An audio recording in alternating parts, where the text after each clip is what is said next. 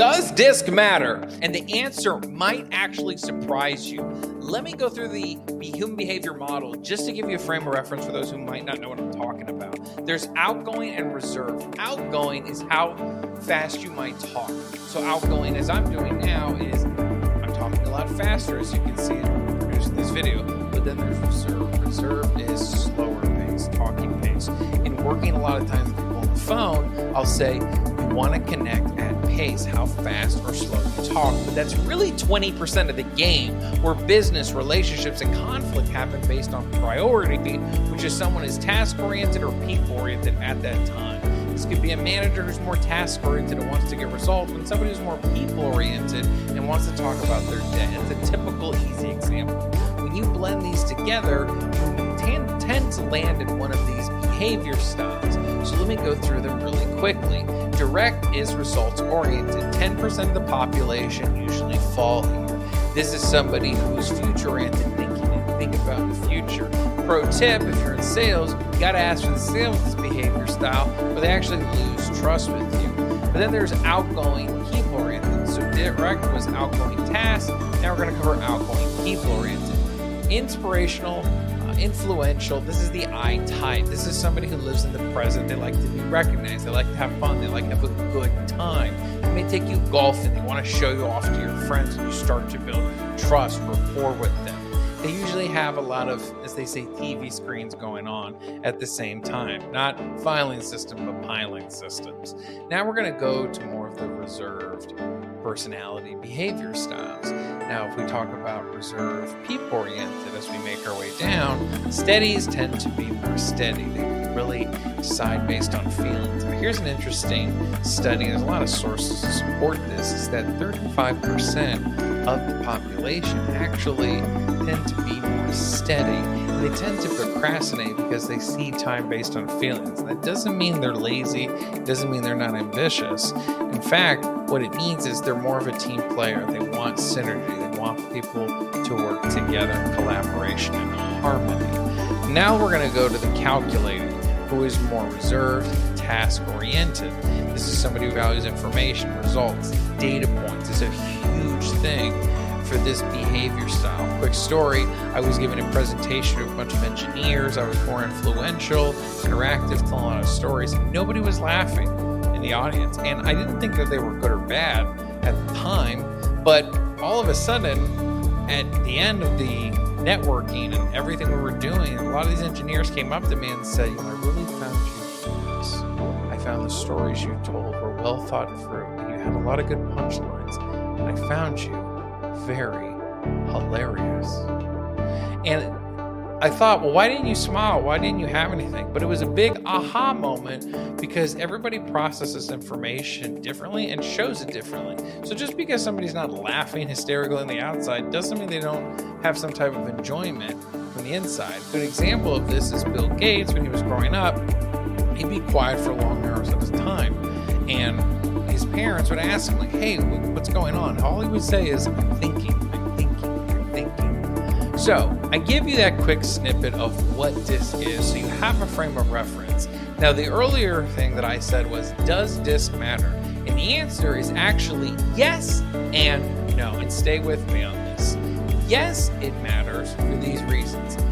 If you're using DiSC as a framework to better understand yourself so you can change for someone else or improve who you are, yes. If I gave you a pair of red glasses and asked you what color the world was, you'd say red. But then if I gave you blue ones, you'd then probably change your answer. That's what DiSC is supposed to do for you, number one. Number two, it's a human behavior model, which means behavior changes based on environment and circumstances. For example, if the room you're in right now caught fire, then your behavior would change based on the environment and circumstances of it.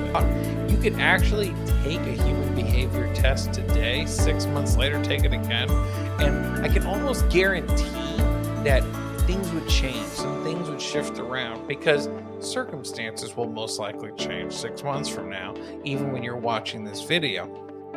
So that is why it's a yes. And the other reason why it's also a yes is anytime you can use something to better understand yourself or someone else, that's always a plus. Now, why is it a no? Quick story.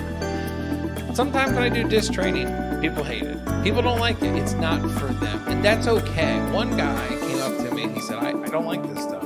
I actually hate all of this information. I said, well, why? Coach me, help me, let me learn from your perspective. And he said that he had actually hired a DiSC trainer.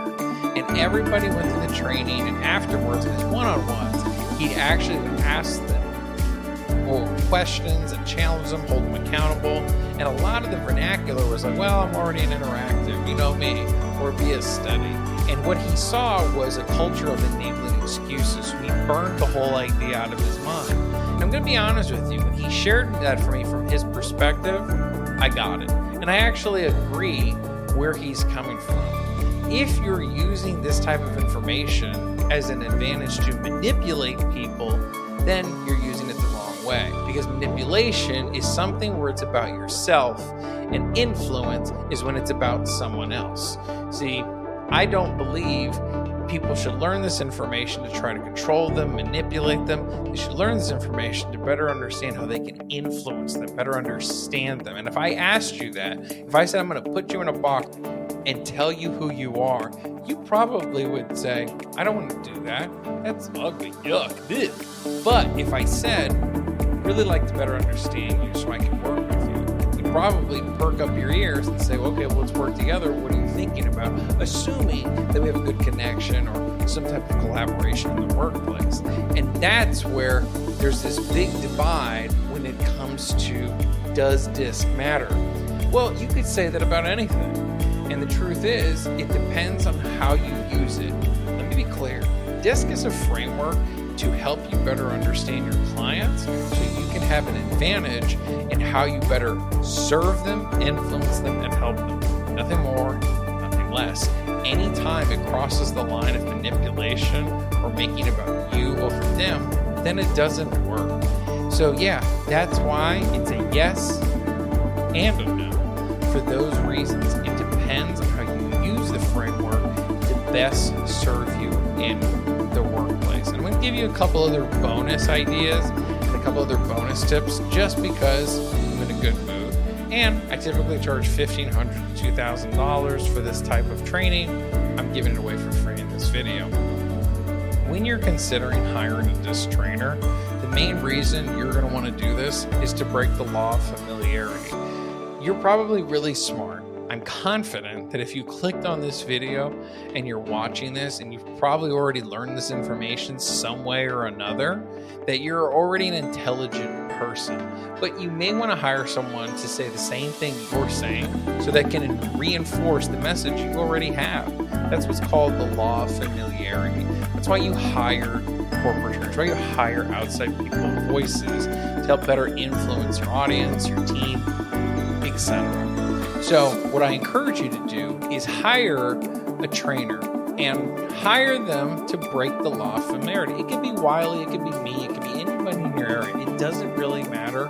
Just have that every 90 to 120 day cycle of hiring that trainer to break the law of familiarity. Number two, I encourage you to take other types of behavior training. Don't just take this. I encourage you to check out the Gallup organization, take Strengths Quest. That's a really good assessment. And just take it to better understand where you are. So in 6 months, you can kind of know where you're going to want to go and what type of areas of opportunity or areas of ambiguity that maybe you don't have enough attention on, that maybe you need to shine that spotlight on more to clear up a lot of that darkness. Whatever that is for you, you're going to want to apply that. Because my hope for you is that you do take this serious and you do take this information, this framework, and use it to your advantage to better influence and help another person or help another teammate or help another coworker, etc. You get it.